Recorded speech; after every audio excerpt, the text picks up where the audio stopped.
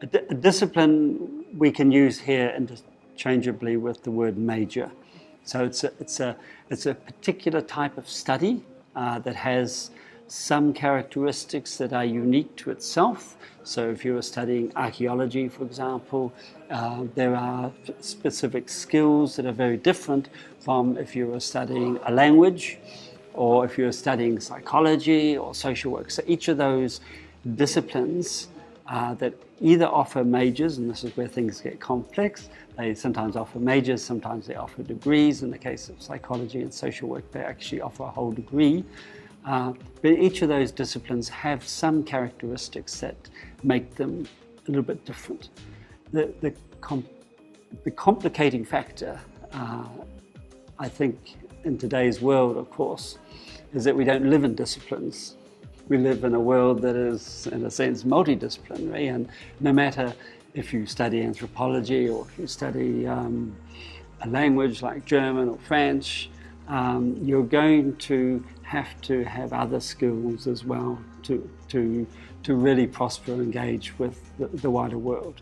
And so in our degrees, we do try to turn out not simply single major graduates, although there is that in some cases, but we try to turn out students who are able to understand something about how the world works and have a wider set of skills than perhaps they might get simply from one discipline. But you know, if you take something like psychology, for example, there are a whole series of different pathways that are open to you. You could simply take it as a study in your undergraduate degree and come out as knowing something about psychology, and particularly social psychology or interpersonal psychology, something like this. And you're not going to become a practicing psychologist, but that knowledge of your subject would perhaps enable you to enter into public relations field or human relations departments and big businesses and so forth. It could be many other things, of course, but that's just two examples. Or you could go on and specialize in a particular part of psychology and become a researcher perhaps, or work for some organization as a researcher with that as your background. Or you could take the clinical route and end up being a practicing clinical psychologist. So even within that one discipline, there are so many different pathways you can take. If it's an undergraduate degree, that we try to encourage students, certainly in the Bachelor of Arts, for example, they don't get to choose what they want to specialize in until their second year.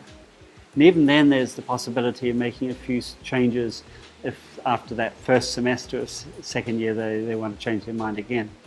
At some stage, of course, people do have to make up their mind and go forward. So there are lots of opportunities for students to sort of test the waters and see where they think their strength lies. And in many of these degrees, even in psychology, for example, if a student decides not to go on to the fourth year study, which is the sort of minimum requirement for fairly basic registration as a psychologist, they can still end with that undergraduate degree and have taken additional subjects as well, so they're not completely left or abandoned, if you like, with no further future. So there's still always pathways to students, no matter what stage they get to, if they want to go on or if they want to move out into work or something. All those pathways are always there. And I guess for students, the important thing to remember is to ask. You know, we have a huge number of people employed in the universities whose job it is to provide counselling services to students. And those counselling services include the best study plan for them. What would suit them given their goals? What would suit them if they're not certain what their goals are? Even that's a possibility. So all the way through, there are these services available to students, and they just need to engage with those staff and get the best out of what's being offered for them.